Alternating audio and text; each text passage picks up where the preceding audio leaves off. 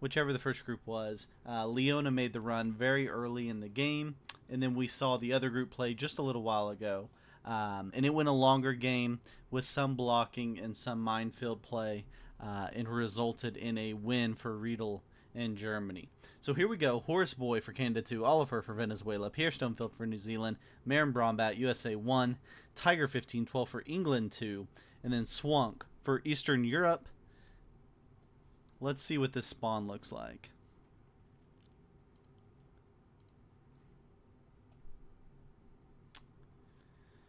Okay, so first in turn order is going to be Horace Boy for Canada 2. Playing there is red.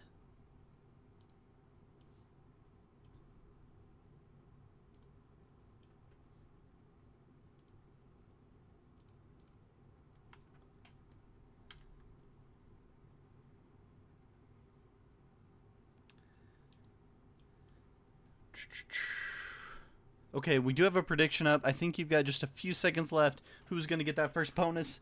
So if you answered quickly enough, you got the answer in here. Somebody got it. Yeah, let me zoom out for you guys and get the map into a better position. 1 second.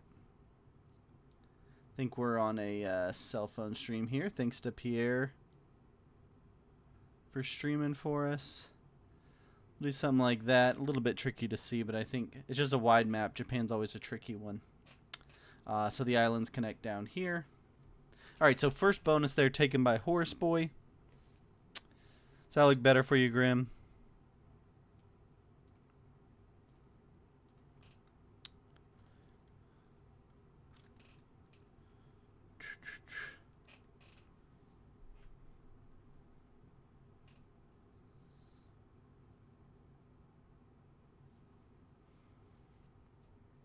Cool, cool, cool. Yeah, Wolfie jumped in at the right time to put his Canada prediction there.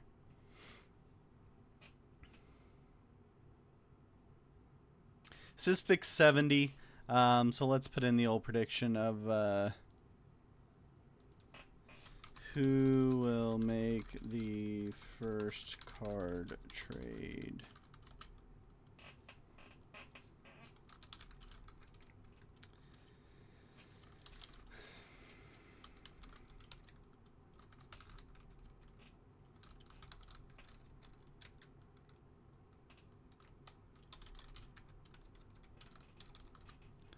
There we go. And we'll give you, I don't know, we'll have a couple minutes before that happens.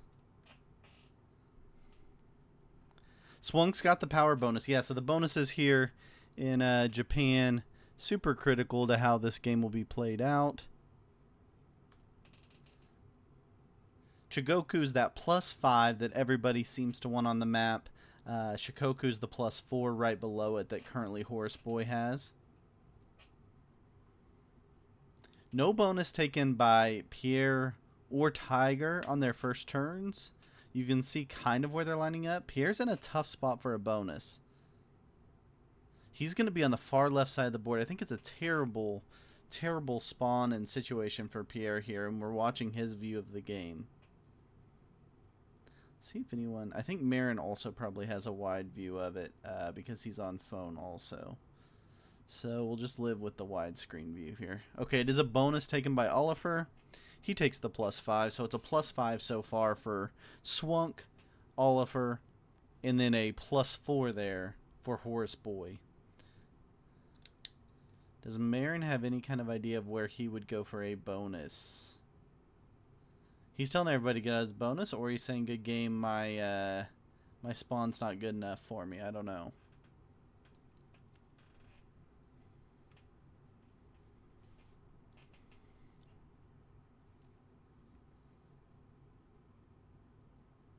Yellow not moving the 4 out of the way? Yeah, that 4 is getting hit for sure, right?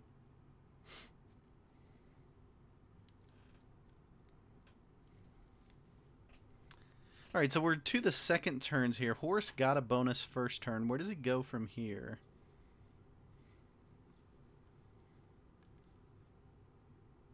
He doesn't have anything on the bottom islands or the top island.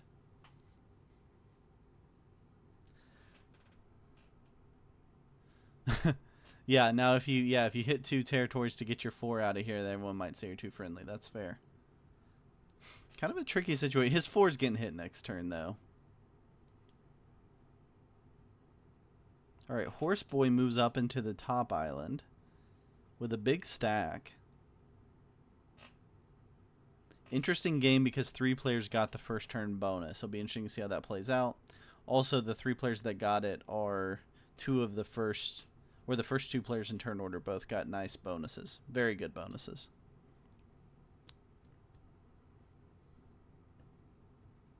Yeah, I don't see... I mean, there's a little bit of a scenario why Tiger wouldn't hit the 4 because not everybody got a bonus yet, and it's a big bonus he's going for. But if I know Tiger, he's hitting that 4.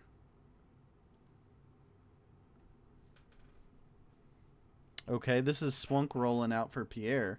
That's a huge win for Pierre because he was in a tough spot, and that makes it a little bit more palatable. I don't know how he figures out a way to get the bonus, though, because he's still got the Marin 4 in there.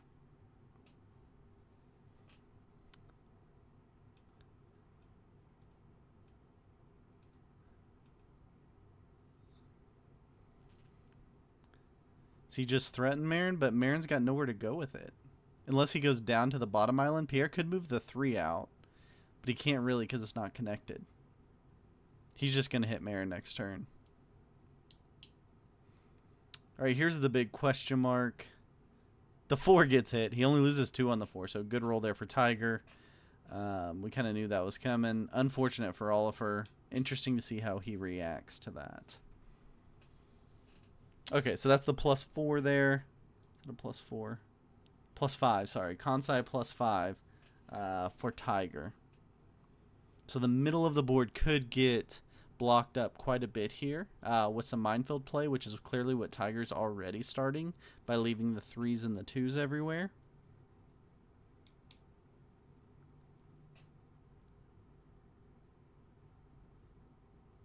So let's see how defensively Tiger plays it. We saw Eric for Norway with that bonus in the last game, and he did a lot of blocking from that position to make the 70 run a little bit tougher.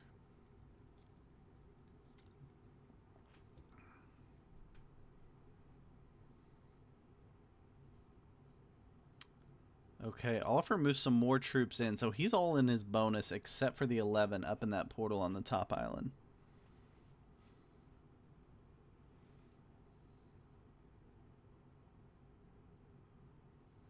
Marin gets out of the way.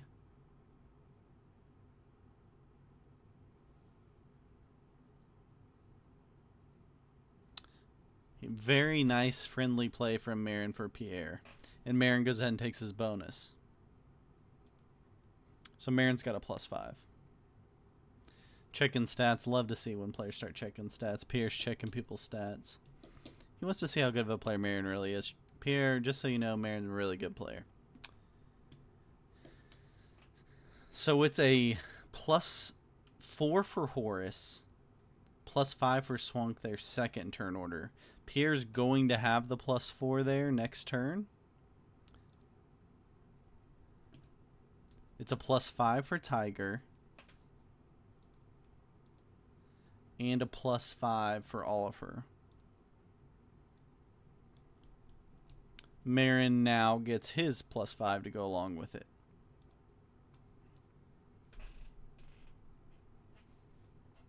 Black and blue are the fish. Black's certainly the fish right now. But it seems like the way they're playing it, he's going to have enough time to make some progress. And potentially even take some of the southern island positions. He's got that annoying 5 in there from Swunk to deal with.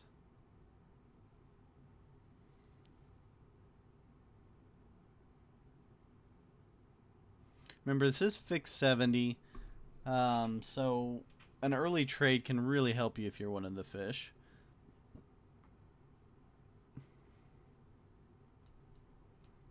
So Pierre does get his bonus. He's last to get the bonus.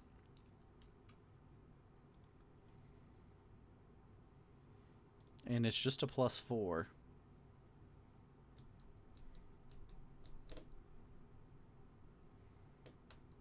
We do have the prediction up for who will be first to trade in cards. All players will be on 3 cards here next turn, so we'll see. Grimshinky says, does anyone go for an early bounty here? It's an interesting thought. I mean, I think just based off troop count, you go after Pierre or Marin if someone's going to go for it. We've seen some relatively early bounties taken so far in the other 2 groups. Just a single bounty, but relatively early.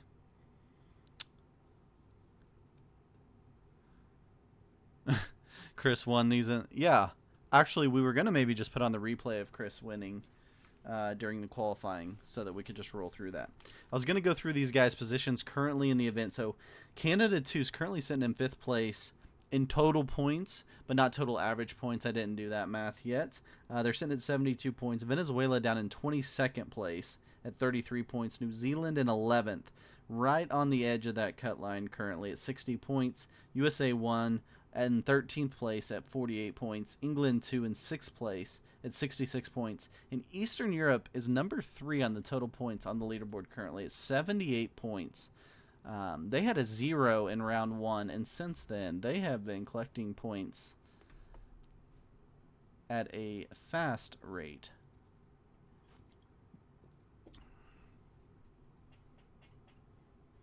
Just a reminder that so after this game we'll have quarterfinal Group 1 Game 3 right after this game, and that'll be the end of this group for the quarterfinals. After the quarterfinals, 2 teams, the 2 highest in total average points, will go directly to the final. We'll draw 3 Golden Game winners, 1 from each group, and then we will have the next 9 in total average points go through to the semifinals. So if you're in the top 11 in total average points after the round, you're safe. Likely a couple more get in, just depends on the Golden Game rolls, but you're at the liberty of the Golden Game rolls. But if you're in the top 11, you're safe. Top 2 go straight through. Germany making a strong bid to be one of the top 2. They definitely have the inside track at this point.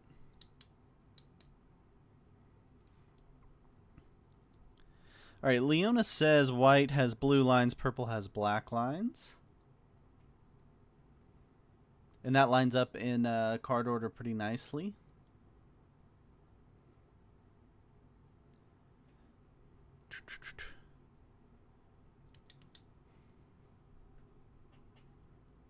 Okay, so who had England first to trade here? England was first to trade.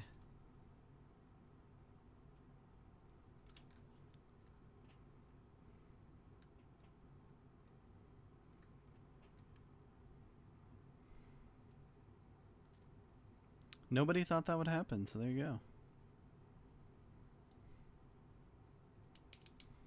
Red's bonus is a pretty nice bonus on the map. It's not seen as quite the powerful bonus that Chigoku is there where Swunk is. All right, here goes Oliver. He's got his bonus position into 14. That's semi-kill guarded. He gets the 10 trade. 14 semi-kill guarded up on the top island. It's on a portal, so it's got a ton of access. He can leave it there and take it wherever he wants for a potential run.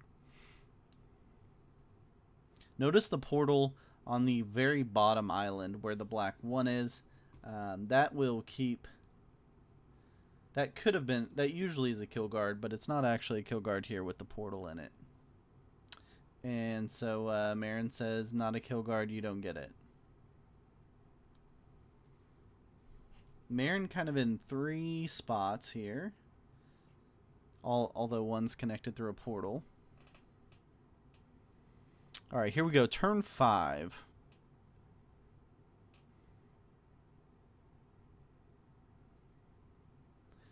Pierre is 24. He's almost half the troops of Tiger heading here into turn 5. Tiger has traded.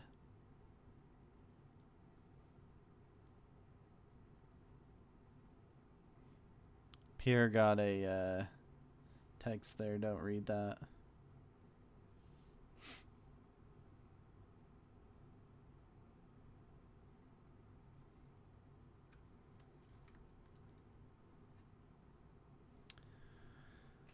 Okay, Swunk gets the 8 trade.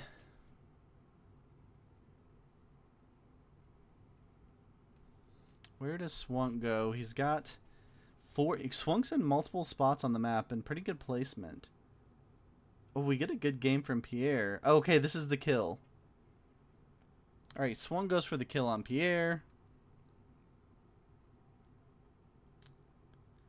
Pierre spectates for us. I can look and see if there was another stream to grab just to make sure we're not... I can try Marin's. We'll see how that looks.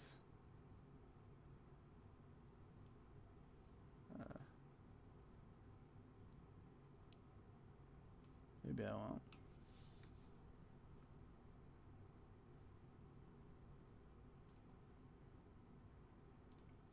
Give me 1 sec, I'll switch it over.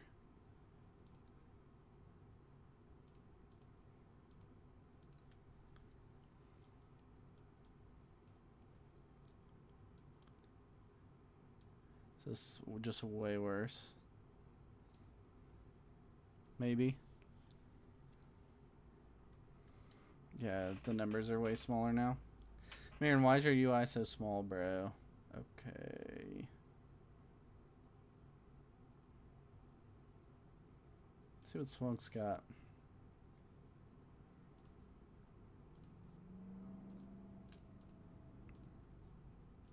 There we go. That's a little more doable. Maybe. Is it frozen? I made a terrible decision, guys. I'm regretting it.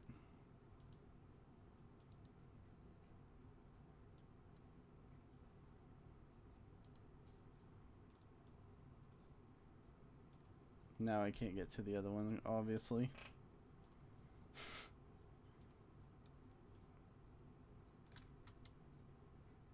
My Discord like froze. Okay.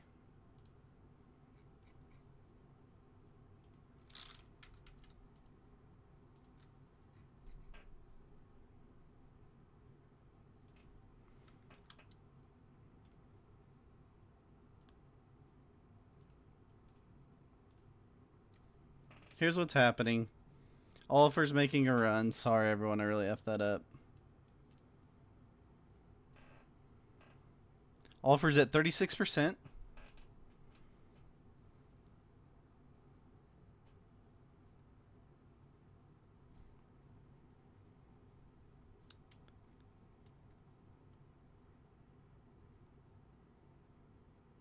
We're getting an oops. Swunk saying oops to Oliver. He's at 48. Do we think he gets there or no?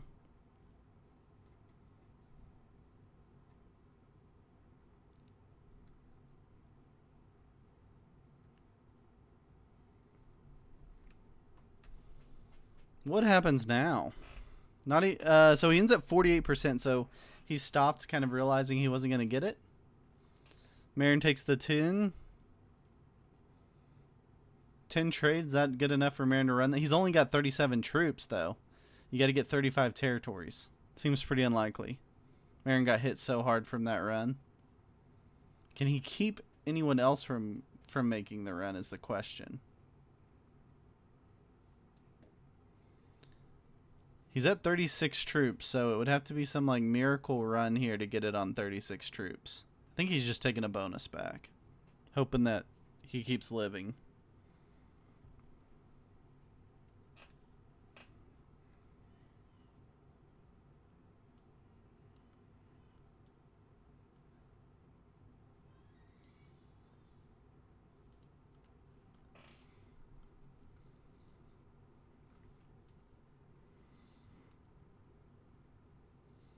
Horseboy's got 59 troops. You need 35 to get to 70 here. His 18's sitting in a portal, so it's active even though there's a 10 blocking him. His 9's activated also at the top and in the middle. It feels like he has enough troops.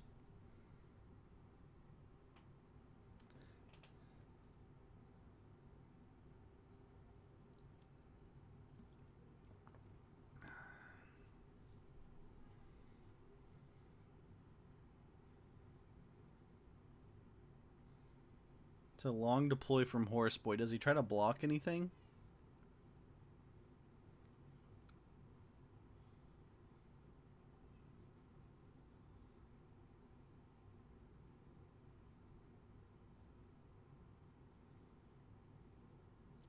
Okay, Horse breaks Oliver to at least not give him any extra troops, but it looks like Swunk would be in the best position to make the run.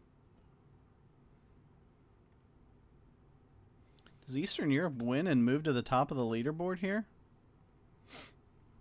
They wouldn't quite move to the top. They're 18 points behind England, 1 in Germany, and further behind in total average points of Germany.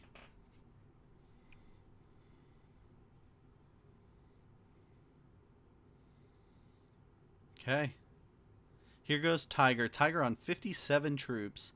He does have some mining that he's done with his 3s that aren't very active. His 9 is blocked in. So I don't think he's in a super offensive position to work from here. But he's got 57 troops. Is that enough? Even with some of those locked positions. We've also got Oliver doing some blocking here with his 3s. Okay, so Tiger just takes a hit and moves back. Oliver got to live after a failed 70 run. Got to live for another turn.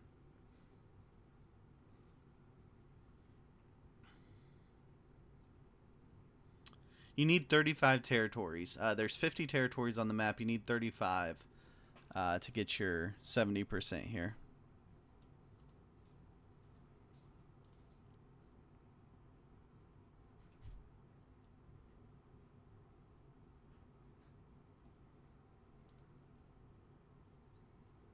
All right, Oliver just retakes his bonus and then fortifies back.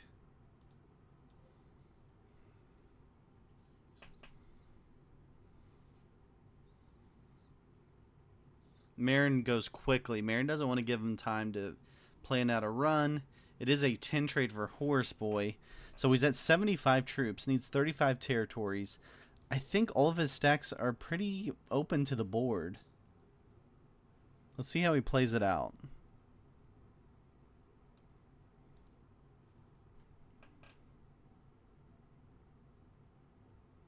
Could Horseboy get the first win for Canada 2 by someone not named Arco?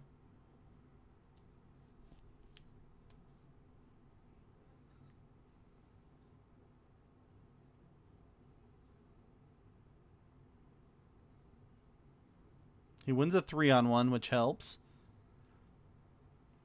He's at 30%. He's got plenty of time. He's only halfway through his turn timer here. 32%. Does he have the troops?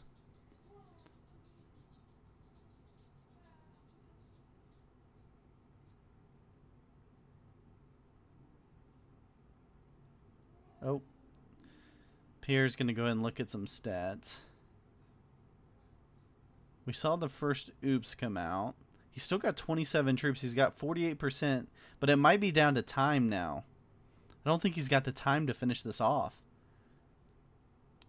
He was very calculated, but I think he's going to run out of time. 60%, and he's out of time. Did he have it beyond time, though? That's the curious part there.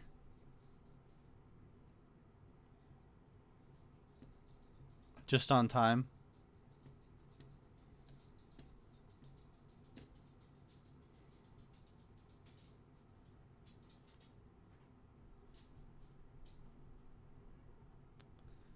Alright, it's just a 4 trade for Swunk. He doesn't feel comfortable enough to run off the 4 trade, it looks like.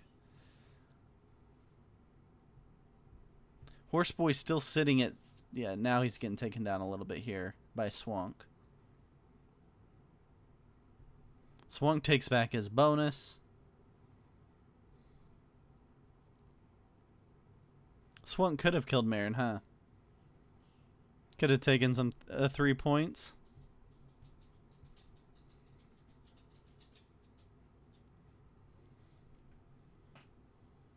All right, here goes Tiger. He's got 46 troops to take 35 territories. He's currently sitting at 18% of the board. How far does he try to go here?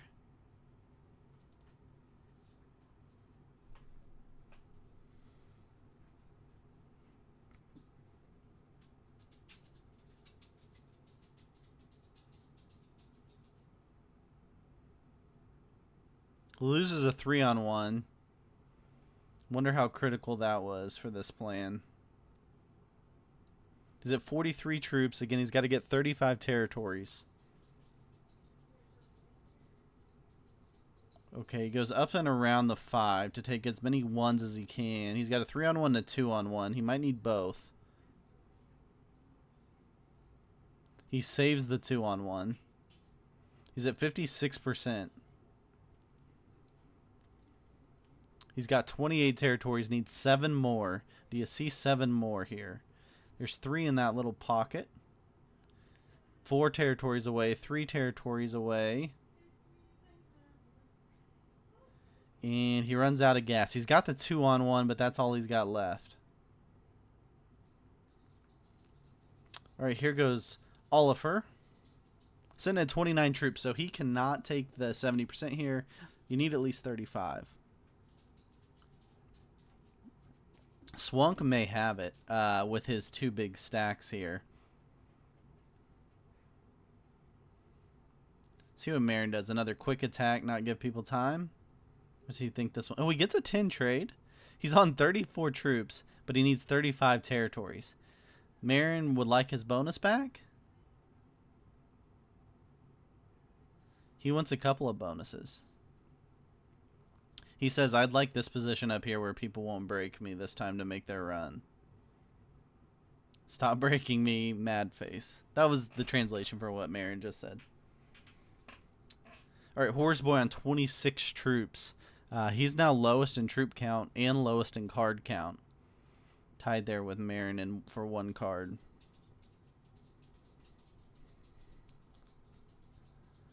Yeah, we're kind of at the stage of the 70 fixed where you start seeing the bonuses get retaken. Very interesting. Does the 5 get hit? Swank's in the best position for the run, so that 5 I think was a critical hit there by Horseboy. That would make that run significantly tougher for Swank, not having that position.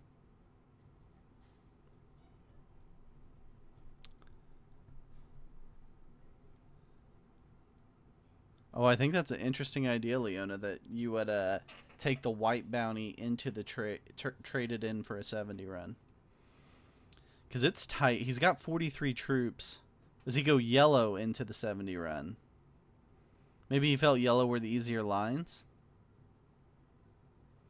All right, Swunk gets the kill on Oliver. That's Eastern Europe getting the kill on Venezuela. And Marin says thanks. So 43 troops for Swunk. He's currently sitting at 26% of the board. He needs 22 more territories. And he's going to go back through Marin, which Marin's not going to like. Lock 10 for purple. Did he need to lock the 10 on the kill? He's going to break Marin to make sure Marin doesn't run it. Is that the logic there, maybe? All right, Tiger's on 31. Does he have a 10 trade? A 10 trade might just be enough. He does not. He doesn't have a trade. Or decides not to use it at least. Hits a 2 of Horseboy. Horseboy's at 21 troops. Marin would still like his bonus back. Thank you very much. Marin's just taking some of the board at a time. And goes into one big 20 stack. Opening the board as wide as possible. For a potential Swunk run. But Swank's 10 is still locked there behind the 6 of Tiger.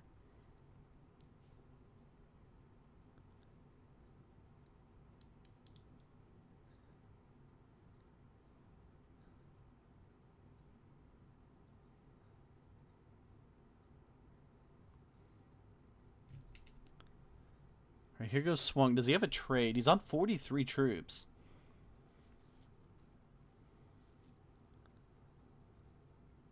He's going to just take a bonus. Does he break Tiger? He doesn't. He just wants his +9.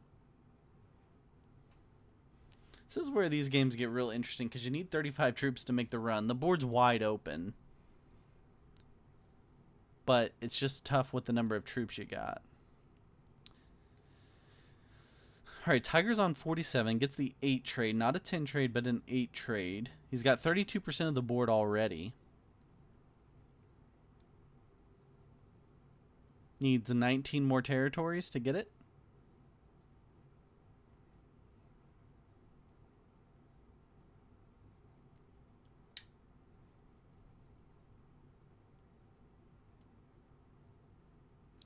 Maybe he just steals a bonus back from Swunk here or just breaks. He wants the portal position, maybe?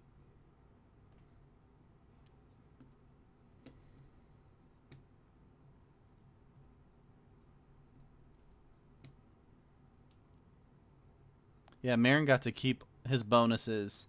He doesn't have a trade, though, but he got to keep both bonuses. He's at 47 troops. He's now your troop leader. Can he run it?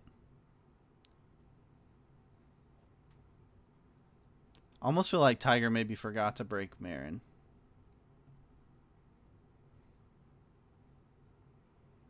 He adds everything to the 20. He does not make a run. Maybe hopes for another turn of getting to hold his bonuses. Horseboy gets to hold the bottom islands. And he has a 10 trade. So it's a +3 of the islands. A 10 trade for Horseboy.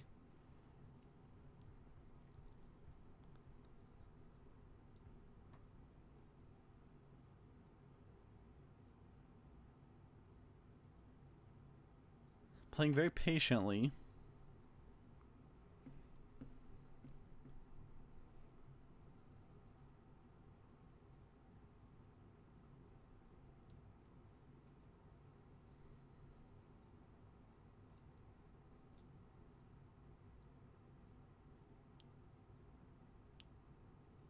Really trying to decide where to draft. He had 16 to his center island at the bottom. He pops up into the top. He wants to take another bonus. Alright, so Horseboy tries to take his second bonus. He's now setting it a +7 in bonuses. Swank's going to get his +5 at Chigoku here. He's already on 40 troops, and he's got 5 cards. And he's already got 6 points with 2 kills.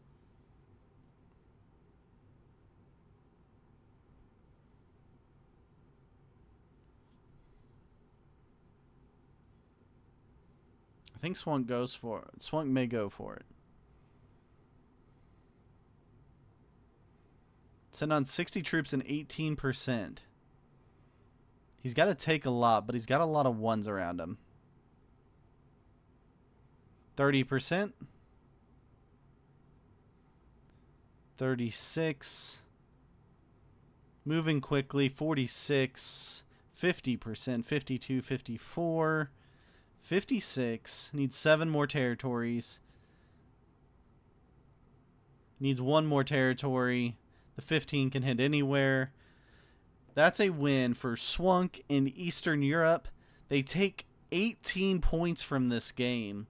Swunk gets the 2 kills and the win. Eastern Europe will go to 96 points in a tie with England 1 and Germany in total points. Germany still beating both of them in total average points. But Eastern Europe now tied with England and Germany in total points scored in the tournament. We'll see if anyone wants to talk a little post-game here.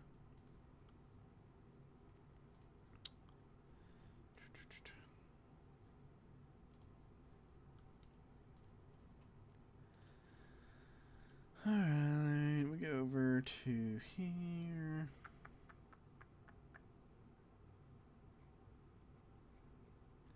Everyone's still in their team chats right now. I can't find where I'm trying to go. There we go.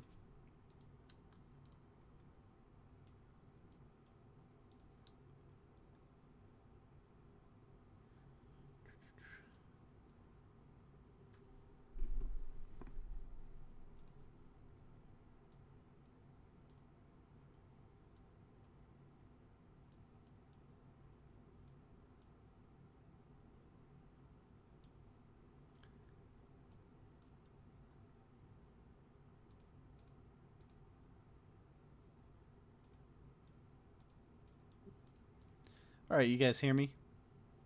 Yeah, I we hear you. can. I can. I think we got okay. So we got Oliver, Marin, Swunk, and Tiger in here to start. Poorest Boy now in here, so we got all but one. Anyone want to start us out with kind of the early bonus taking, what their thoughts were on the spawn and such? Well, purple. I did had a gut spawn, to be honest. On my part, I mean, easy turn one bonus. It's all you can want on this kind of settings. Yeah, Yeah, and I had to had Yeah, you and easy you and play. two other good positions, and nobody took them out. Yeah, I had a good start of the game. Yeah, I think everybody had good bonuses early on, except Black. Yeah, I think Yeah, Pierre had the toughest time. Marin had a tough bonus to get. He eventually got people out of his way. I was to be honest, I actually just got lucky. I had to hit a lot of Oh, troops that's to get in my true. bonus. You did. You hit I a just got 4. lucky. who was I Black? mean, Sorry. no, I mean, yellow getting his stack out had no benefit to them. Yeah, so you weren't expecting him to move out of the way. Well, I was trying to. I was sending. Those were a lot of troops. Actually, I actually wanted to move them. But if I take like one card to go down, then you will have to then hit my one and the remaining of the troops. So I just said, okay, I cannot go to the side. Just let it take. Yeah. Oh, you did the right thing. Yeah, exactly. Like, but that thought was kind of dead. I was never going to wait for it to leave. Yeah, it was painful for me too. Yeah, you kind of expected he was going to hit it, Oliver. Yeah. No way to get it out of there. Okay, so then once the bonuses were taken, we see the first bounty taken. Swunk goes after Pierre. Anyone else looking at Pierre at that point? Obviously, he was kind of the fish with the late bonus. I thought Forrest will go for it, but he had the troops pointing out a total different. Yeah, he's here, Mitch. He's just in the waiting room, by the way. Oh, sorry. Yep. Thank you. No, that's right. Pierre, tough start for you there. There was too much material in my bonus, but yeah. Where the portal was, where purple was, they're always going to line me up. So yeah, it's tough position. You just felt that was always coming. Yeah. I thought he would actually kill me the turn before, but yeah, I could just see it. It was always going to happen. Yeah, so and I couldn't really make. You didn't have a trade on 3 because you got killed on 4, right? Or were you on 5 yeah, I at the time? I think I was on 4. I didn't have a trade on 3. Yeah. Okay. Yeah. Yeah, and there was no easier way to get to a bonus. You just had to wait a while. Was your only option there? I was trying to tell purple in the bottom islands to attack through the portal, but that was my only chance, and it was well played by them not to do that, I guess. Well, I did spend that 3 or 4. What was it? I think I don't know what was it, but on the bottom left island, yeah, I didn't want to leave that. Oh, okay. Fair enough. Yeah, so Swunk gets the kill on Pierre, but there was no 70 run off that, you thought, Swunk? Well, I was actually helped a lot by the guys in my team here, and okay. I told them, okay, I'm gonna play the game. You start counting and you check for positions. Yep. Which one I can just taking a card by mistake and eliminate one of others players position on a 2, on a 3, maybe not too much. And yeah, they did say to go for run, but then everybody start running and everybody start failing, and everybody and the guy says, okay, chill out, let them run. They don't run it. And then I saw the blue kill, but unfortunately muscle memory fucked me up because of the the trade. I traded. I don't know why I traded because it was. Okay. You were thinking Of you wouldn't have traded, Yes. so you could get it No, traded. it was just muscle memory. Muscle memory. Yeah. I know I had the trade and I had to trade it. Why I did that, I don't know. I fucked up blue skill as well. But I think it was for the better. Maybe I had a better roll or something and I couldn't do the 70. So, yeah, Yeah. maybe better that I didn't kill it. I think Oliver was the first one that had the failed 70 in the Yes. game. You want to walk us through it, Yes. Oliver? Yeah. Yeah. I was looking at everybody that they had established bonuses, Yeah. and they all were growing strong. And at some point, I just thought, okay, the 70 is going to happen very soon. Mhm. Yep. I saw a line where I had the 70, but it was very, very short. Okay. Yeah. And I decided to do it, and that's when the trail derailed. We can say that. But my rolls were horrible. Were horrible Yeah. rolls. And I think after me, there was also someone that attempted the 70 with horrible rolls as well. It was My crazy. rolls weren't that bad. My rolls weren't that bad. It just wasn't on. Yeah. It was a really tight run. It was one of those where, with the quality of players, I felt like that was my shot. Yeah. That was my opportunity. That if I don't have a go, someone else will have a go, and it won't get back around to me. Yeah, that was my push as well. I don't want to miss this turn and then just do nothing. Yeah. That pressure definitely To be fair, mounts. Yeah, I think with purple being so strong, and hard to block because they were in good positions around the board without actively targeting them, I think it was always going to be very hard to prevent that. Especially, I mean, it's mostly my fault. I'd have run and opened the board up. That once the board was open, it was whoever got to enough troops first. Yeah. At the just to right have a time. run. Yeah. Yeah, like that. Any one of us at that point could have done it. It was just purple had a troop lead, and then they executed awesomely. Yeah. Marin, any frustration with people running through your bonus? I mean, I was definitely frustrated, but I mean, it was kind of to be expected. It's kind of why I left it all at once. Because, Yeah. yeah, I think the only regret I have about the game is that I don't think I had the 70. I still stand by that. I think I should have probably broken purple. But On your last turn or at an earlier time? When you got to keep the 2 bonuses going into the turn? I mean, yeah, probably. Yeah. But I mean, he probably had it anyway, and I just didn't want to get broken in the case that he didn't go for it. But I mean, I thought he was probably gonna go. I don't know. That was my only big regret. Yeah. I think if nothing changed that turn, which I figured was going to be higher than likely, I definitely had it. But I don't know. So you were thinking one more turn and I got it. Yeah. Yeah, I gotcha.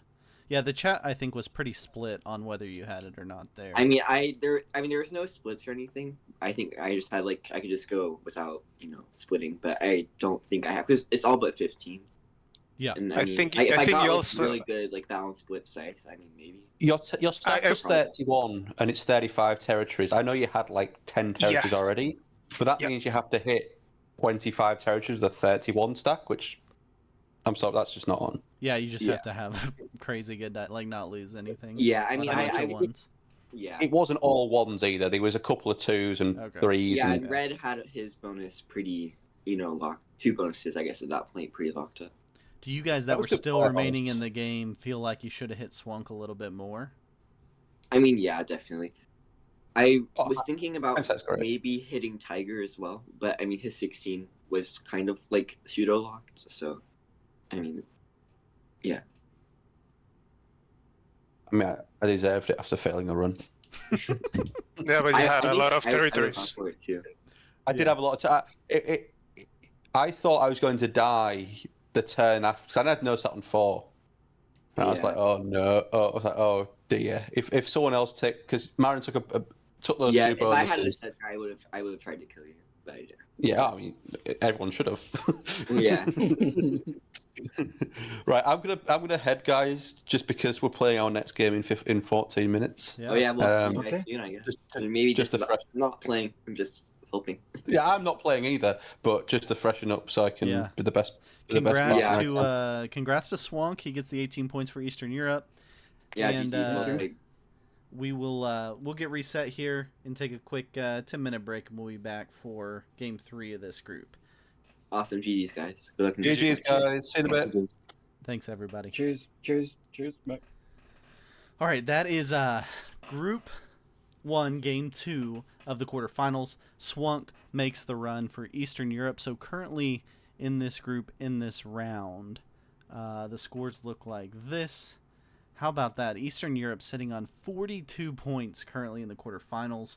Canada, too, got the 6 points off bounties in Game 1. Nobody else with any points. I'll recheck in this 10 minutes. I'll check where these guys all stand. But in general, Eastern Europe's safe to make it through at least to the semifinal. England, too, in a great spot to make it through to the semifinal. Canada, too, in a great spot to make it through at least to the semifinal. And then New Zealand, USA 1, kind of right on the edge of the cut line. Both sitting there with an 11th and 13th place coming in. Venezuela on the outside looking in. They're either going to need a huge Game 3 or at least a win in Game 3 in their Golden Game luck to continue to get them to the semifinals. So we'll leave the stream running. I'll be back in about 7 minutes or so, about 5 till, as we get set up for Game 3. But I'll leave it running here, and we'll throw on some music, and I'll be back in a few.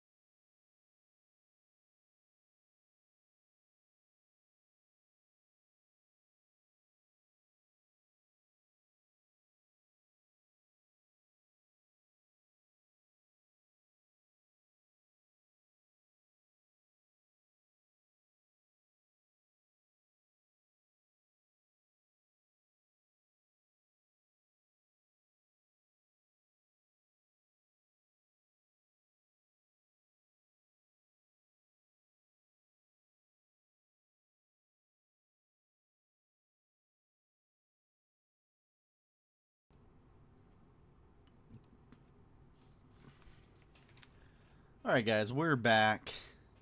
Ready for Game 3 of Group 1. Let me grab a stream here.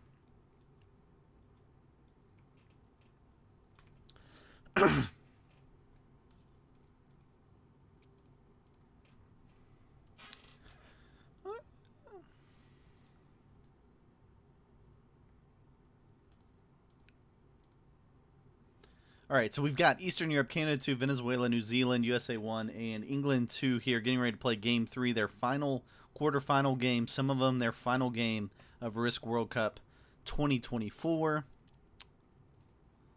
Gonna show... Okay, there's the lobby. We've got Brilliant Frog of White Meadow playing for USA 1, Lars Truth playing for New Zealand, Roberto Lowe's representing Eastern Europe, Arco, the top player in the world, representing Canada 2, and Oliver back again for Venezuela. And we're waiting on some guy named Blazin for England 2. I did, during the break, calculate what I'm calling effective points to make it easier to kind of compare teams that have played the 3 rounds versus the 4. So Canada 2 is effectively at 96 points because they skipped around. Venezuela at 33, New Zealand 60, USA 1 at 48, England 2 at 88, and Eastern Europe now at 96 points. So now Eastern Europe is tied with Canada 2 in total average points based off their crazy run they've had. So these two teams could be, in this game, deciding who's getting that second spot to move through. Trying to see if England 1's in that. So England 1 is also tied there at 96 points. So currently, right now, and I'm sure the England 1 players watching this know, but England 1, Eastern Europe, and Canada all currently tied at total average points. All 3 of those teams fighting for an auto advance spot to the finals. Obviously, plenty of action still to happen. There's still 3 games left to be played here in the quarterfinals. But pretty epic that in this game, 2 of the teams, Canada 2 and Eastern Europe, they are tied. Like I said before we left, Venezuela on the outside looking in. They need either a huge win here, like a sweep, or they need at least a win and some good luck in the Golden Game draw. And USA 1 and New Zealand both right on the edge of the cut line. They could be in or out just depending on the way things fall in the other games and the Golden Game draw. Yeah, England 1 still has a game to play. Agreed. Everyone technically still has a game to play. This is the first Game 3 of the quarterfinals. So Group 1 playing here, and then tomorrow Group 2 and Group 3 will play their final game.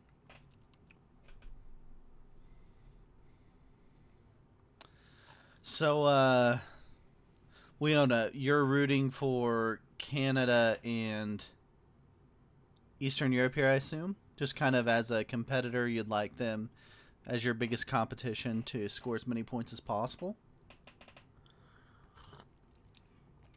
Leona got the win earlier today for England 1 in Game 2. Oh, you're rooting for England. Sure, England, yeah. There's Blazin. That is an interesting fact. Chris is hosting all Game 3s of the quarterfinals, which I've heard has never been done before. Chris, I'm good to go if you want to tell them in the Discord chat. I did not post in there. So we are playing New Zealand and Australia Advance, which should be a major advantage here for Corbina. Playing on a map they know so well. It is progressive 90 seconds. World Dom. Yeah, Arco playing as red has worked out really well for Arco. He's got 3 wins so far in the tournament. And I think he's played in 3 games and won 3 games, if I remember correctly. So he may switch permanently to play as red. This may be the new Arco. It's World Dom progressive cards here in New Zealand and Australia Advance. IP red. Arco is the luckiest man in Risk. Hey, sometimes luck is a skill issue, you know? Sometimes you just got to get good if you want to be luckier. All right, big thanks to Arco also for sharing his screen. That's the perspective we're watching here. Brilliant Frog for USA 1. First in turn order takes that first +4. The turn 1 +4 for Brilliant Frog.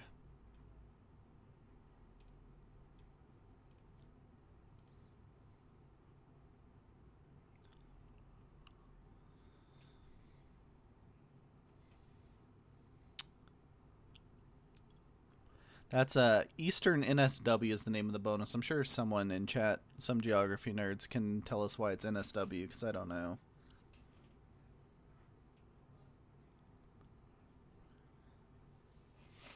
All right, second in turn order is Arco. Ever heard of them? New South Wales, New South Wales. Thank you. Knew we would have a geography expert there. Thank you, Grimshanky.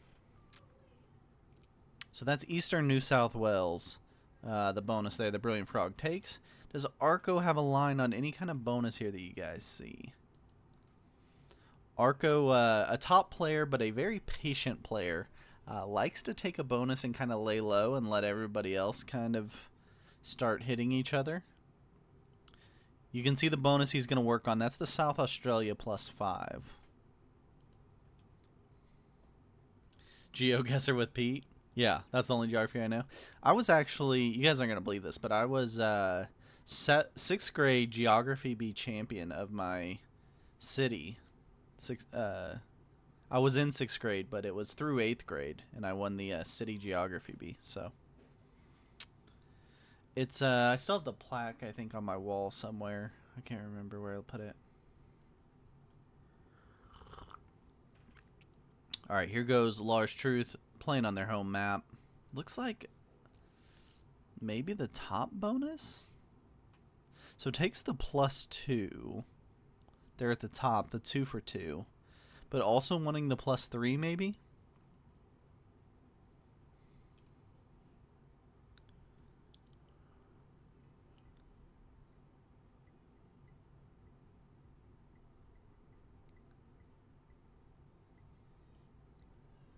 Arco looking at some roll information. All right, fourth in turn order here. Roberto Lowe's playing for Eastern Europe in the hottest team in the tournament right now.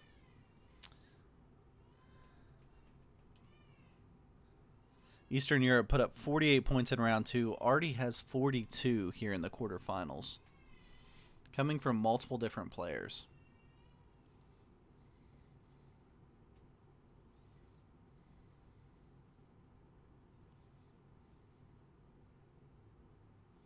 Not a bonus play for Roberto here. Not seeing where he can work, it looks like. Taking a long time on the draft trying to figure out a play in here.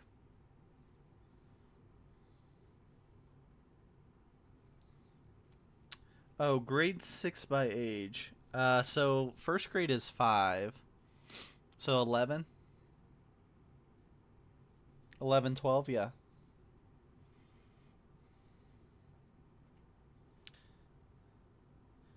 That always did confuse me in Harry Potter because they don't do grades. It would be way easier to keep track of his age in grades, but they do year 1.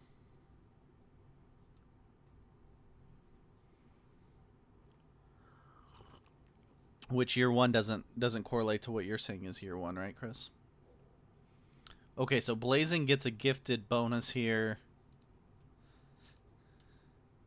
Gets the Western New South Wales for the +3. So interesting bonuses here. It's the smaller bonus, the 3 for 4 that the USA gets. It's the 6 for 3 that England gets.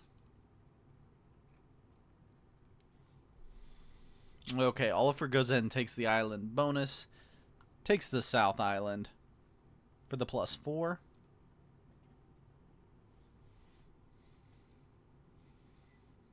So who does that leave bonusless?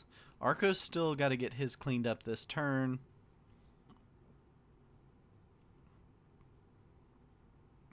And Roberto Lowe's... Oh, Roberto Lowe's did take the +2 at the top. Okay, so only Arco not getting the first turn bonus. Plays it pretty patiently. Great bonus for Brilliant Frog. He gets the 3 for 4, turn 1 in first in turn order. Yeah, that's a 6 for 3 bonus there for England of Western New South Wales. It's the 4 for USA. Should we stop the game and protest SMG and get them to fix the bonuses real quick, or should we keep going? Whatever you guys think is fine. Alright, Brilliant Frog takes a second bonus. The greed on this guy, he takes a +2. It's just a +2. So he's got a 3 for 4 and a 3 for 2. So he's got 6 total territories. Getting him a +6 each turn so he can guard it really well.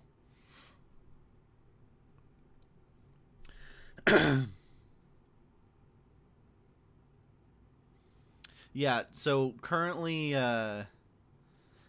you're safe, Riedel, in one of those auto advance spots.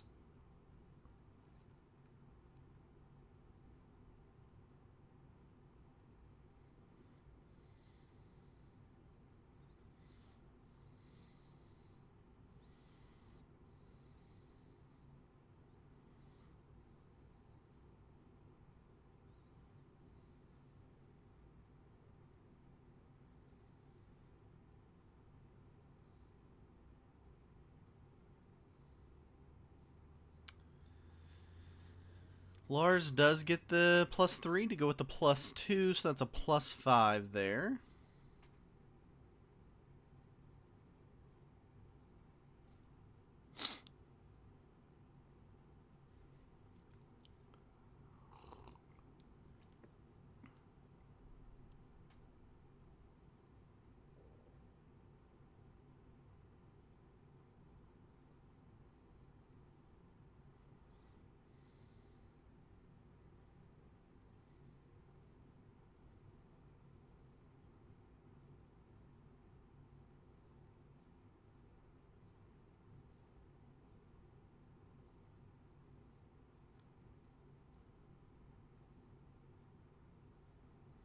Alright, where does Roberto go? He's only got the +2. Oh, can he get the bottom bonus? He's got a split for it? Now that's a nice +4 for Roberto. It'll get him back in the game. He's at a +6 now with his +2 at the top in far north Queensland, and the Victoria and Tasmania bonus down there at the bottom, so a +6 total. It's a +5 total for Corbina. Arco's got a +5 just in that single bonus of South Australia. Now Blazin under a little bit of pressure. He's only got the +3, and everybody else is getting bigger bonuses now.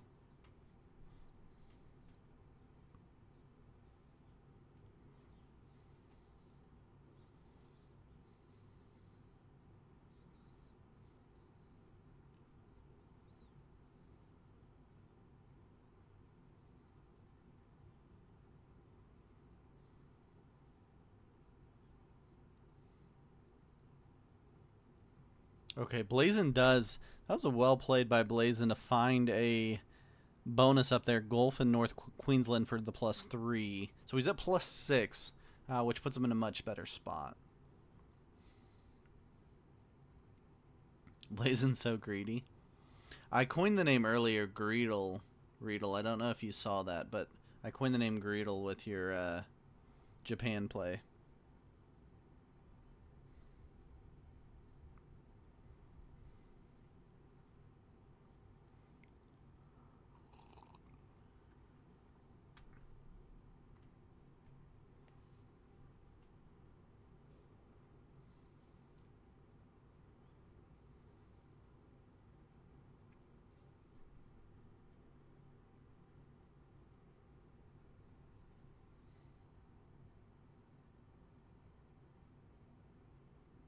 Oh, already coined the... Ah, I'm late to coining. That freaking hot buns.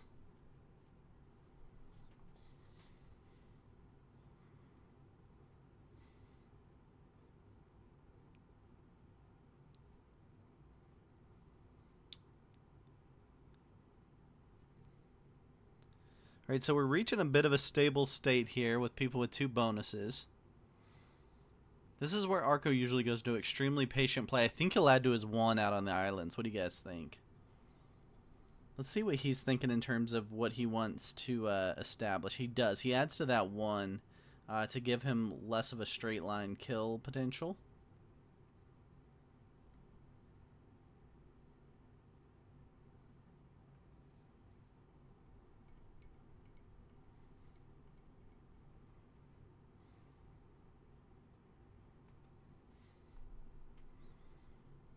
Okay, so Arco moves into his central position. That bonus has a nice territory there in the middle he's using because it can reach so many different spots. A real wide territory.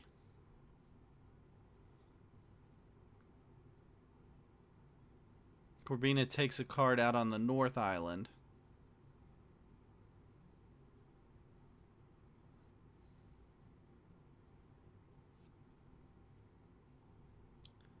Blue gonna kill Arco pretty easily. Yeah, so Blue, I see what you're saying, Leona. Blue's lined up there on the island. That's a tough part for Arco. Gonna be tough to get away. Obviously, if you're Arco, you just get trades on 3 when you need it, and you don't have to worry about it.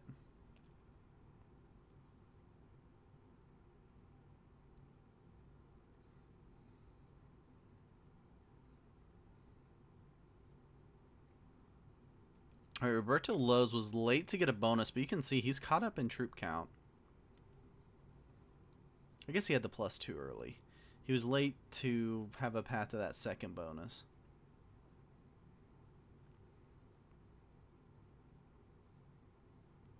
He's got a decent island position. That portal in the island could be interesting. In the North Island.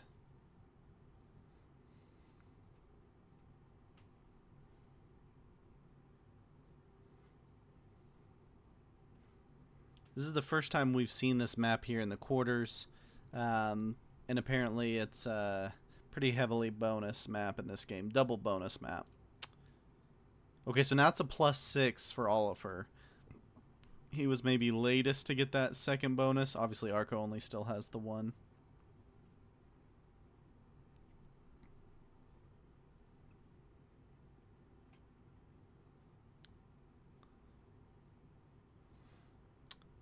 Purple might guard Arco. Where are you seeing it? Where do you think that would be?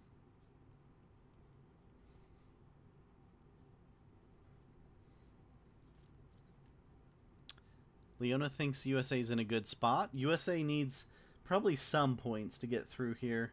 It's kind of looking like that cut line's going to be 60 points. Approximately. Obviously, we still got 2 more games after this one to go, so hard to say exactly. But it's going to be somewhere in that 60 range. If you don't get above 60, you're probably in a little bit of jeopardy, depending on the golden game roll. USA's currently at 48, so yeah, they either need obviously a win, even with no bounties, gives them a chance for the golden game, but a win probably solidifies them through anyway. A win basically solidifies anybody through except for Venezuela. Venezuela came in at 33 points into this game. So they need, even a pure sweep here is what, 30 points? So if they get a sweep, they would be through. But that's about what they need, or they need to just win and get the golden game.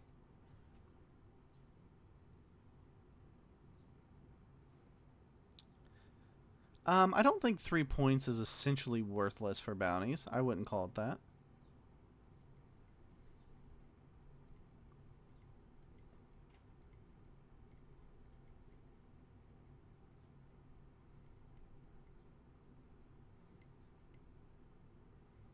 All right, so the board's stabilized. We've kind of got 3 trading positions established. You got the North Island.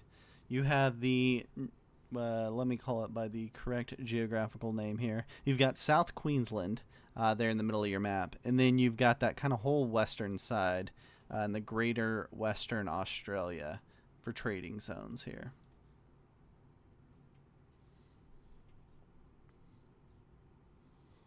Yeah, you can see Brilliant is just staying right next to Arco. That's clearly the USA game plan, is to not obviously right now, but at some point get Arco on 4 cards.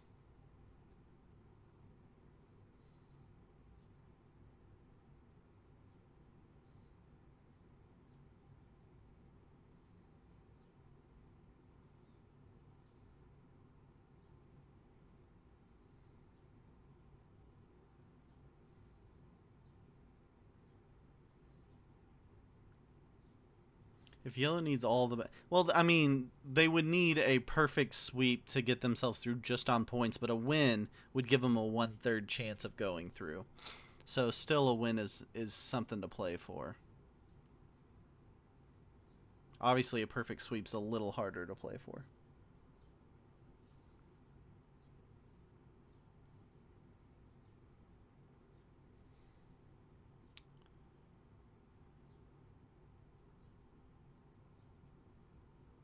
Oh, get guarded by purple on the left?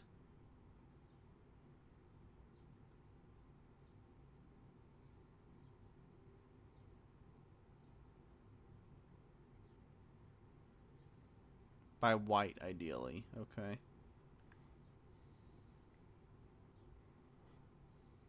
I can't imagine a scenario where Blazing guards Arco in any risk match ever. But maybe. Maybe.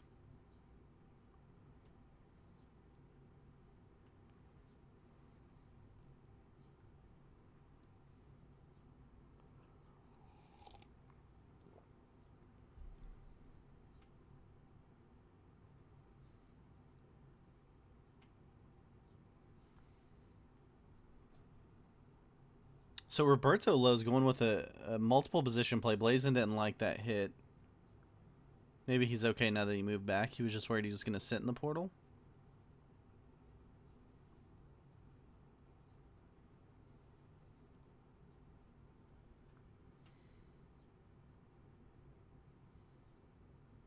Arco doesn't have a set.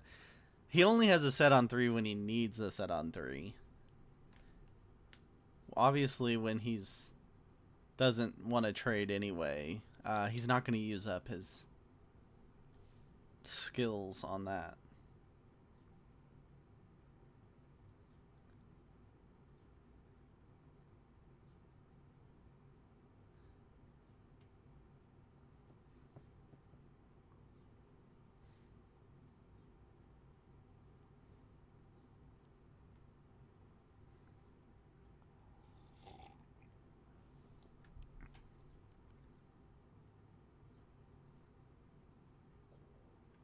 Alright, so Oliver is kill guarded there by Roberto Lowe's on the North Island.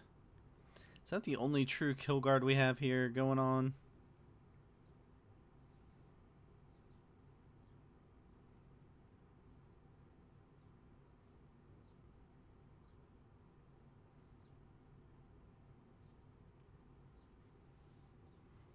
Turn 5. Blazin trying to get guarded, trying to get that 4 guarded maybe? Blue needs to move 1 up on the left. But he doesn't want to lose contact with that Arco too.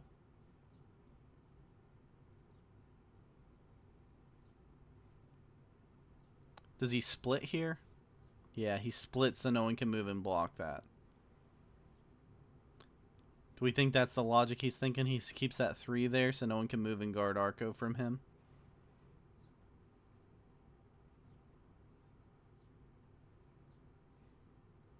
He splits there to line up Arco.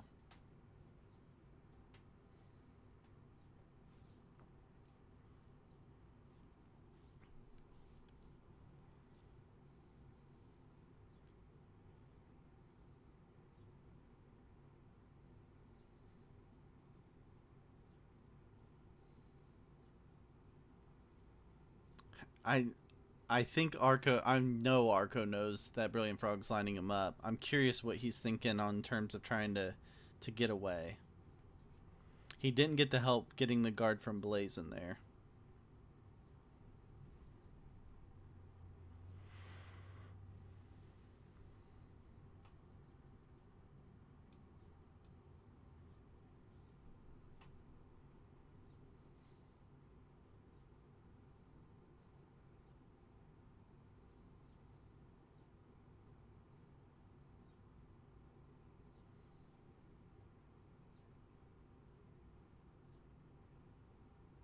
Blue is kill guarding Arco. Yeah, honestly, Arco should feel pretty safe, kind of like a fish feeling safe sitting in a shark's mouth. He's got to feel good about that blue kill guard.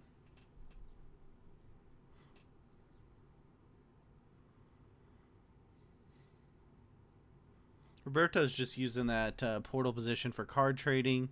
I think Blazin maybe was too.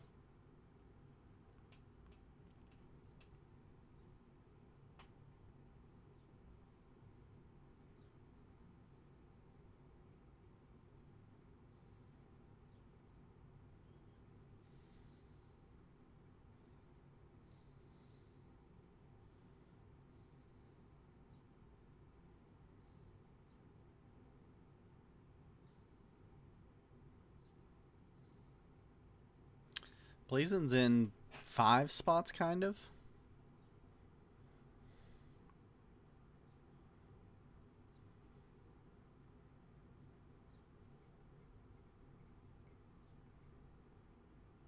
Where's he going?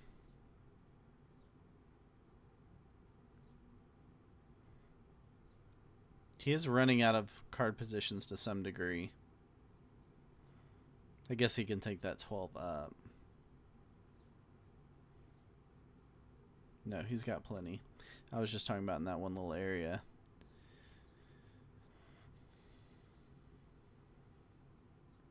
Oliver's in a true 4 position play here.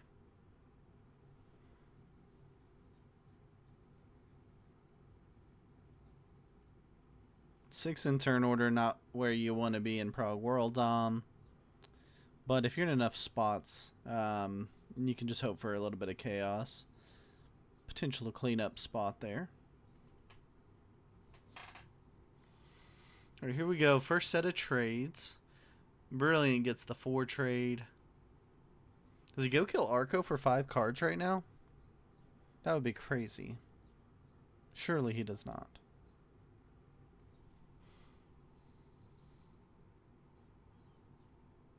No, he's just gonna match. Now Arco will just use his magical risk toolbox and make sure he has a trade on 3 coming up here. So notice Arco was on 2 dudes there, so we'll see.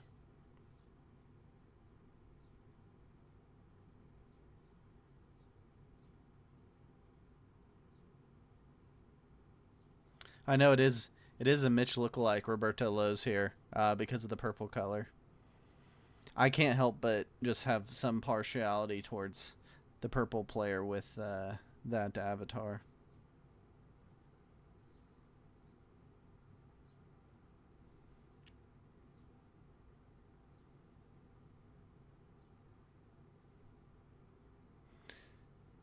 Speaking of Mitch playing Risk, I will be playing in the Summer Road Trip Open, so you guys should also get signed up. It's kind of your last chance to get signed up if you are a PRT member. Go into the PRT server and make sure you get signed up for the Summer Road Trip Open. That initial schedule will come out late tomorrow night USA time for round 1 starting this week. And also in the next 24 hours, we'll be announcing our next invitational for professional risk takers. So if you guys want to be in these awesome tournaments, make sure you get signed up for professional risk takers by going to professionalrisktakers.com. The next invitational, you might say, is the most skill-based invitational we've ever had. Carter will disagree, or Chad will disagree, either way, that Zombies was the most skill-based invitational, but this one may give it a run for its money. As skill-based as Risk can be, a game with dice and cards and humans.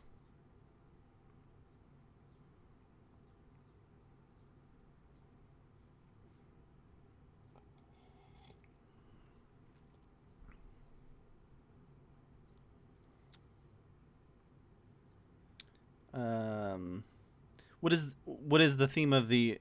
Well, thanks, Grim. Crackle is the one that came up with all the settings for Summer Road Trip Open. He worked really hard on them. I think that tournament's going to be a lot of fun. It's good open tournament settings. The theme...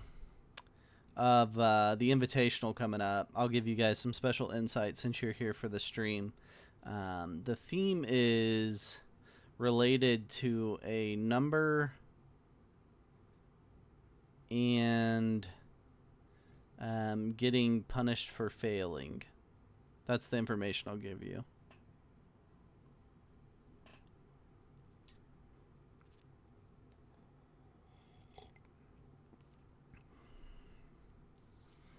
All right, so it'll depend a ton here on who doesn't have a trade on 3. Do we think anyone goes for a kill on 4 cards? Even though everyone's gotten so much in bonus troops so far.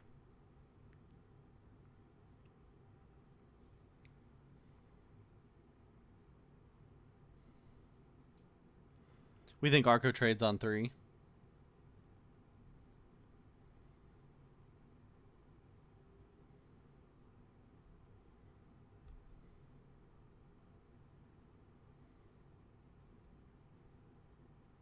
Speedster, unsure if it is. What I can tell you, Speedster, is it's not European advanced caps. So if that's kind of your limit, it's maybe not what you're looking for.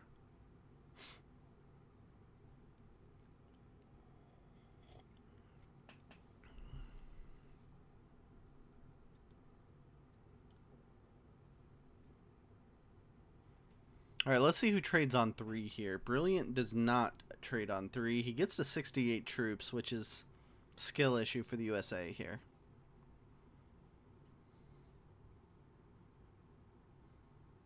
He's going to move right back into that spot.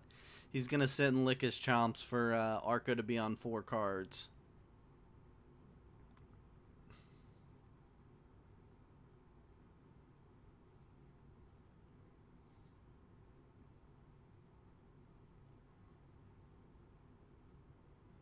Oh, he leaves a 3 there. Trying to guard Arco? No, he moves it back. Okay. Oh, Arco getting the wild card for his 3rd card here. Is as Arco gets. You know everyone's just thinking, freaking Arco right now.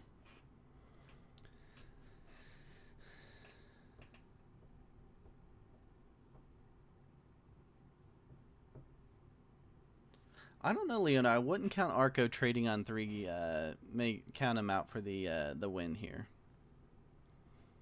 Blazon's kind of played a quiet game.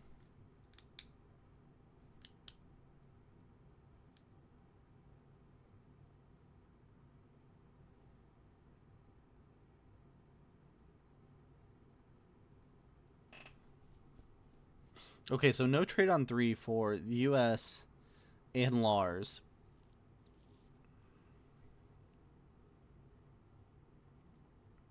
And Roberto doesn't trade on 3 either.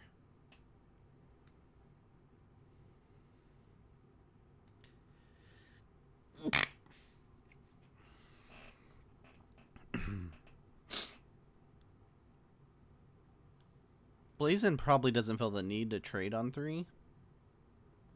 Looks like Arco was the only one that felt like he needed the trade on 3.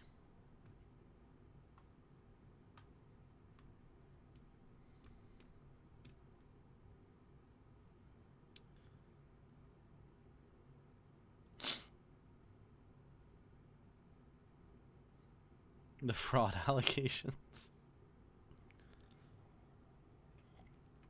Last year we had a US team in semifinals, but none in the final.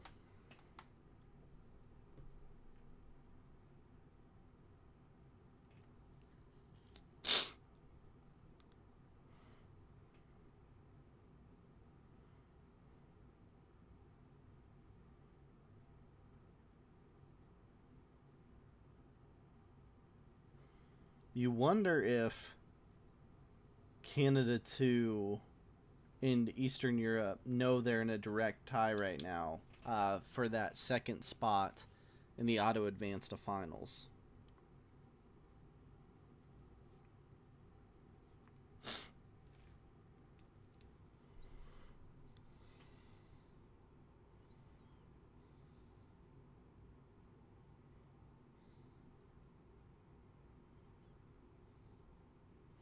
Leona says white kills yellow if purple doesn't. Okay, so it's a trade on 4 here for Brilliant. Obviously, he doesn't go for Arco. Arco's only on 1 card. But what does he decide to do?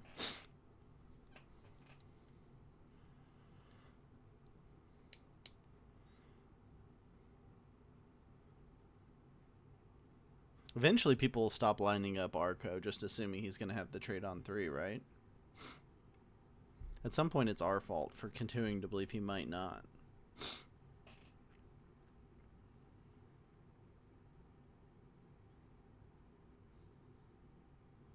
Okay, Frog sits there.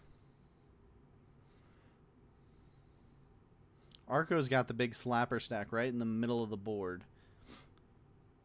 He could go for an expensive kill and a trade. But probably doesn't make sense. Okay, he moves out of that position, goes, that position's not helping me anymore anyway. I'll stick with just trading on 3. Quick turns there from both Arco and Lars. Here goes Roberto. Does he have a trade on 4? He does. He's got the 30 trade. Even just a single bounty here would put Eastern Europe in position to get one of those 2 spots going directly to final. Of course, they could be passed very quickly by England 2 or Canada 2 if they got the win here. So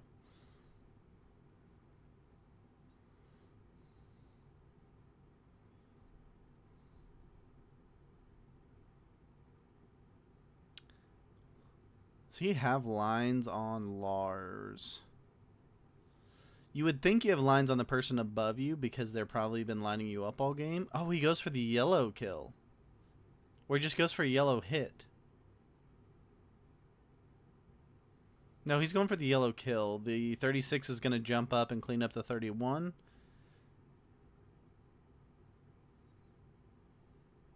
$27 on 18.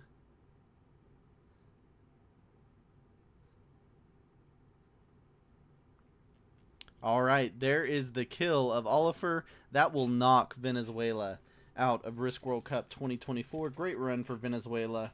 Made it all the way here to the quarterfinals. But that will be the end of it. And that moves Eastern Europe up into that second spot. Auto advance to the finals at this point. Obviously, plenty left to play. But currently, they are sitting in that spot.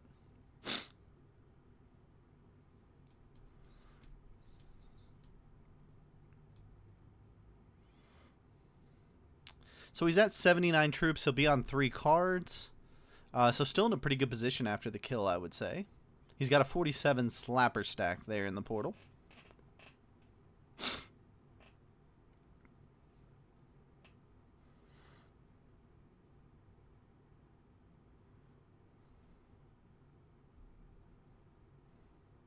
Blazing gets the 40 trade on 4 here. Does he go get the Lars kill? The 4 is blocked from him, but not super blocked. He's just got to go around a little bit to get to it. Everything else is straight line for Blazin here. Let's see what he decides to do.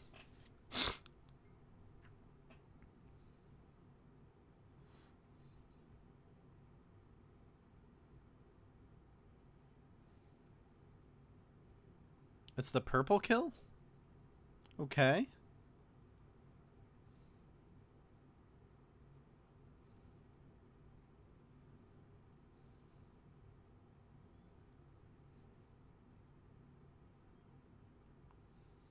He's going to have to win a 3-on-1 and a 2-on-1 now?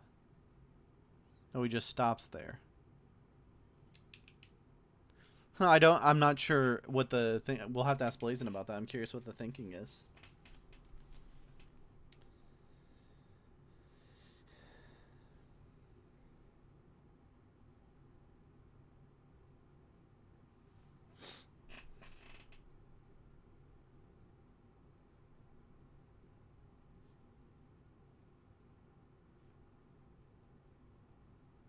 All right, USA gets the kill. Had to win an 8-on-4 there. Oh! Well, I didn't see what that roll was. Okay, he had the other side. 51 on 50 and 5 territories. And nothing else to help. Just needs good rolls here. Gets a good roll and loses 23 on that. Goes 23 on 11. Okay, USA gets the kill on New Zealand.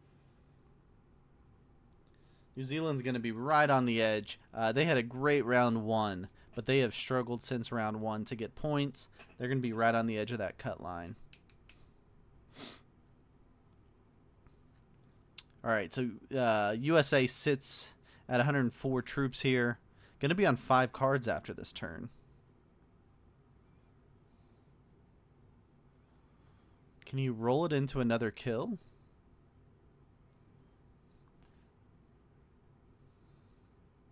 No, he doesn't do anything. Okay, here goes Arco. He's on 95 troops. Can't trade, only on 2 cards.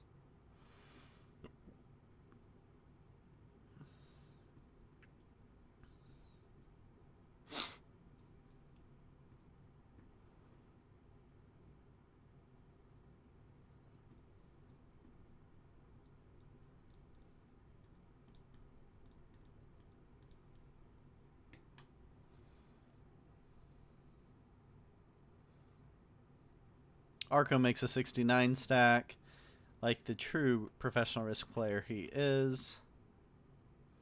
Always has his head in the right place. And I don't know if you saw that, but Arco doing Arco things.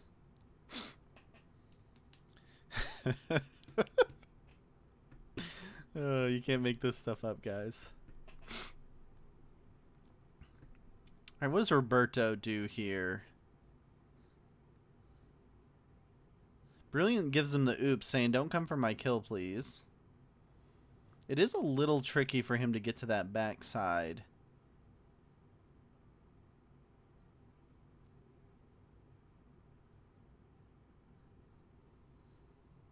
Does Roberto stop there? Arco saying go for it.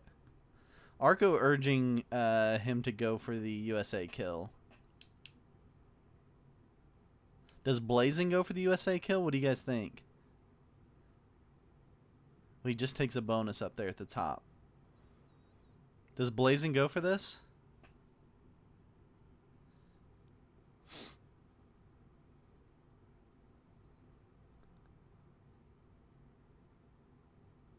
He's slow rolling down Roberto on a 16 on 16, and they're even so far. Oh, he gets a little bit of a jump on him, and he gets the roll. He's got 65 troops to take out to get the 4 cards in the trade. If he gets purple, he trades it in for the USA kill.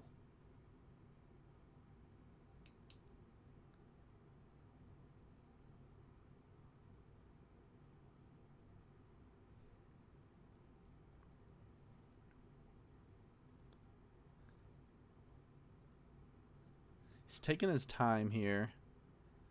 We're getting an oops here. He's going to use the portal. He hits from 2 sides on the portal. He's going to have to split, but he easily cleans up the kill on Roberto Lowe's. So Blazing kills.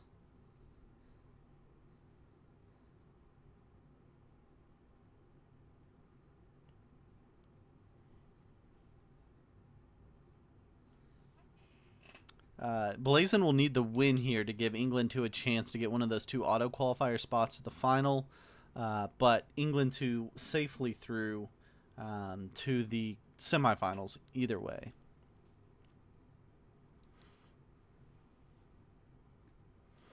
Safe to say, most of those top teams are rooting for the USA to get the win here instead of the other 2 teams that have a chance at that auto qualify spot. All right, USA on 5 cards. Is this a trade and kill Arco situation?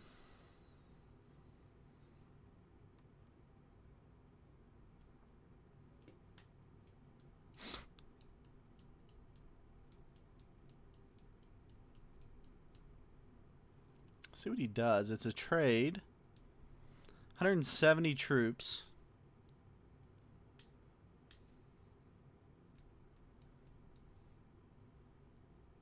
Hitting some blazing.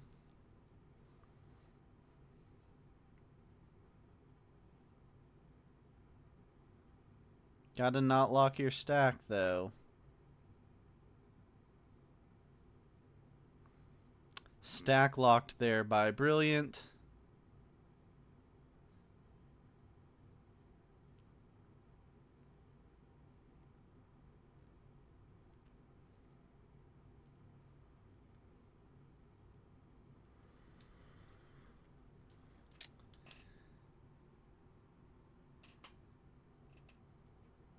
All right, Arco trades on 3, as Arco does.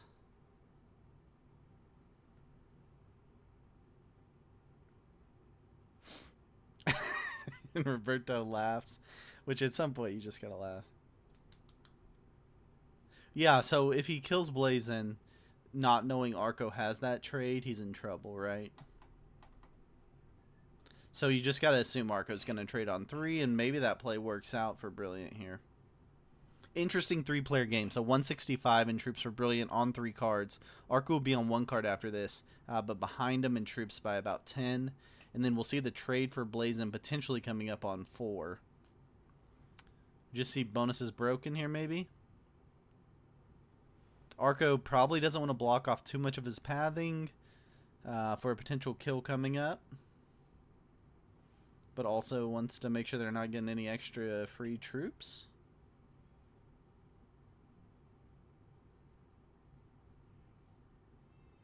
Yeah, okay. So Arco goes with that slapper stack up top in the portal.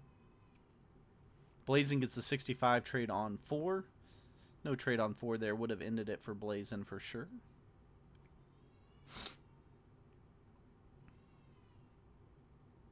He's at 190 troops, but neither kill gets him the win. Or gets him a trade in turn.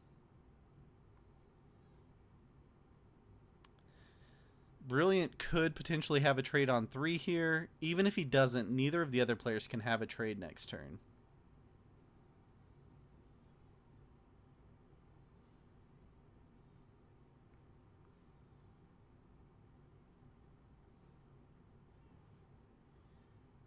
Arco's hoping for a kill guard from Blazin, you're thinking?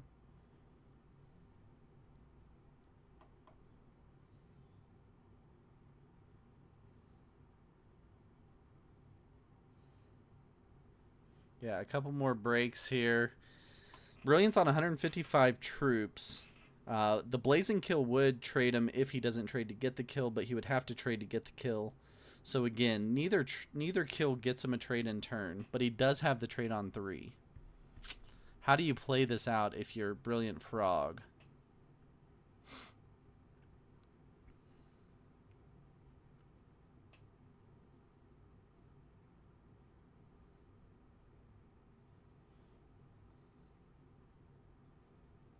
By the way, another bounty probably gets USA 1 through on the 6 points because they're right on the edge right now.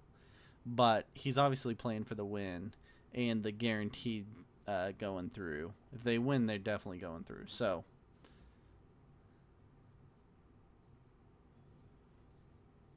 Arco getting the win here for Canada likely means they're one of the 2 teams going through to the final. Obviously, England one still to play tomorrow.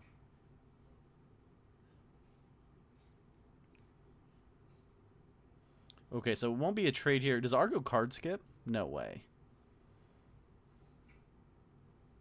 No. Arco takes his card.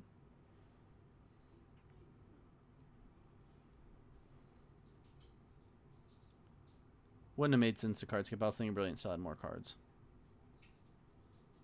Oh, I guess it makes Blazin killing him more worth it, but yeah, it wouldn't make sense.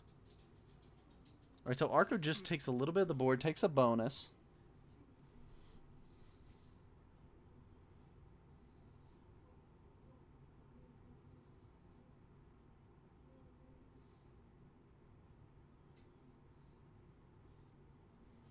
Frog wants the white kill on 4.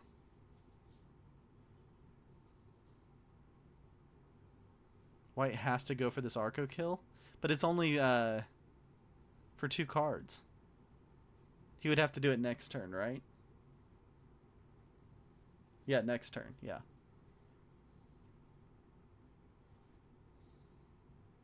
Interesting 3-player endgame here with 3 of the best players in the game. Blazin, Arco, and Frog.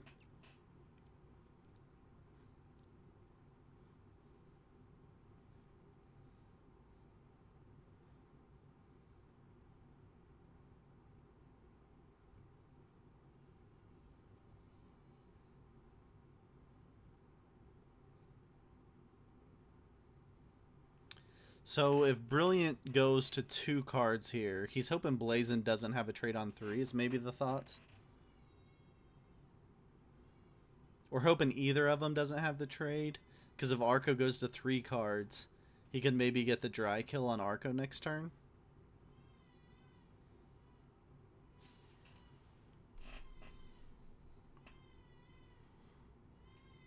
So we think Blazin has to go for the Arco kill on his turn. He's only up 19 troops on him. Could Brilliant have made that kill tougher for Blazin?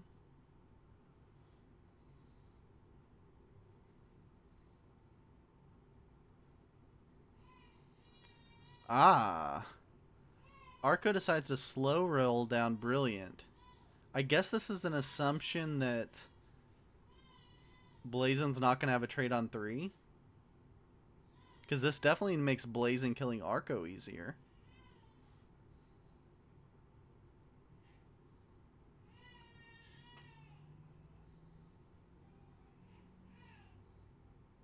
Is it a trade on 3 for Blazin? It doesn't look like a trade on 3 for Blazin. No way he would hold it this long. Which means Frog's got to figure out a way for a dry kill on Arco. He's literally been lining up Arco since turn 1 of this game and hasn't had a chance to get the kill yet. Arco's saying we're buds. We'll you hit USA, we'll team up here. That's what Arco's saying over to Blazin. And Blazin's maybe thinking I need the kill on Arco to have a chance in this thing. He's going to hit some USA. Just a little bit so far. He's also going to roll down the 170 a little bit. So he's trying to make it to where Brilliant can't get the dry kill on Arco. What an interesting 3-player endgame here. So Blazin doesn't go for the Arco kill. He tries to make it tougher on Brilliant to get the Arco kill. But Brilliant's still 60 troops up on Arco.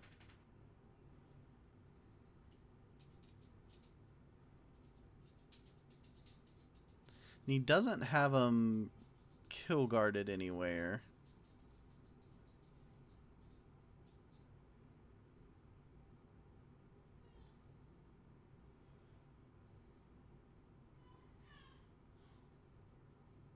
Brilliant goes for the Blazin kill. Loses 100 on the 115 stack.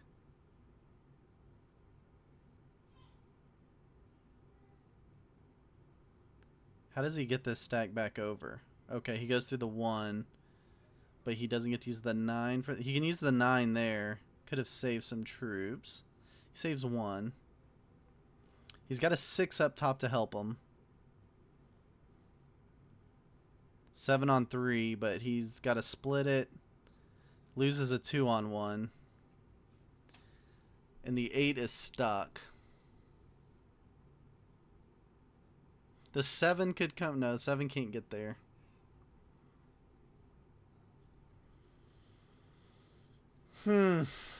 Interesting. Brilliant goes for the Blazing kill instead of the Arco kill. Arco's going to get to clean up a free kill. Frog, fail, Arco. Arco kills. Doesn't matter which order Arco goes, he's going to get to clean this up.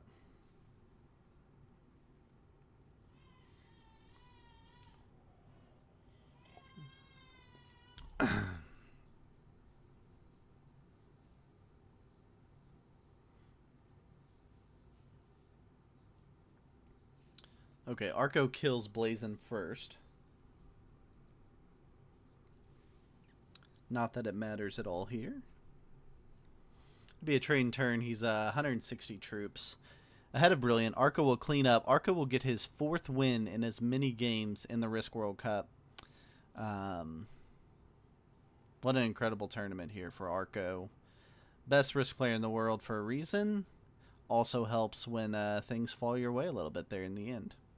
I think Arco did a really good job of getting Blazin to not kill him and instead help team on Brilliant a little bit, which definitely made the Brilliant kill harder. So I don't think it was completely accidental. I think there was some really good diplomacy used there by Arco. And we'll get to hear some interesting thoughts post-game. But it's another win for Arco. Another win for Canada, too. They finished with 21 in this game. So they are very much in a spot to go through as an automatic qualifier to the finals. Obviously, depending on what England 1 can do tomorrow. Put that up. And we'll see what these guys want to talk post-game here.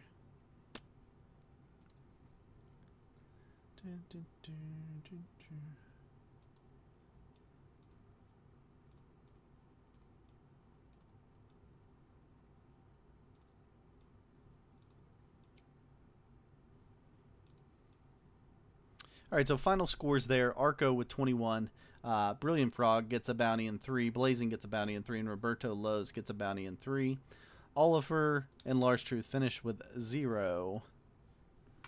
And we're still waiting on him to join post-game. I'm sure there's a little bit of debriefing there going on with their teams. But we'll see who jumps in here to talk post-game.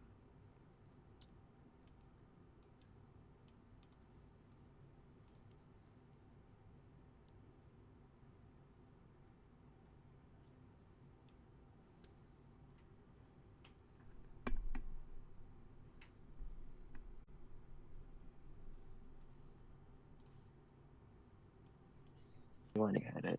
I mean,